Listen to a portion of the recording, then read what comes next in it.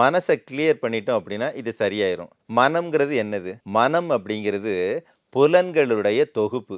கண்ணு பார்க்கும், காது கேட்கும், வாய் பேசும், மூக்கு நுகரும், மெய் உணரும். இது எல்லாத்தினுடைய தொகுப்பு தான் மனம். அப்ப இந்த புலன்கள் எல்லாம் தெளிவு ஏற்பட்டா போதும்.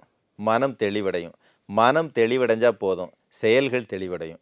அப்ப எப்பயுமே அடிக்ஷன்ங்கிறது வெறும் ட்ரிங்க்ஸில் இல்லை, ஸ்மோக்கிங்கில் இல்லை, மொபைல் பார்க்குறது அடிக்ஷன் தான். ஒரு சாங்கை கேட்குறதுன்னு ஒன்று இருக்குது, கேட்டுக்கிட்டே இருக்கிறதுன்னு ஒன்று இருக்குது, அதுவும் அடிக்ஷன் தான்.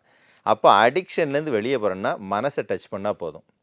மனசை டச் பண்ணுறதுன்னு என்ன அர்த்தம்னா மனசை ஆரோக்கியப்படுத்துறது, மனசை செழிப்படைகிறது. அந்த செழிப்பை செஞ்சிட்டோன்னா போதும், சரியாயிரும்.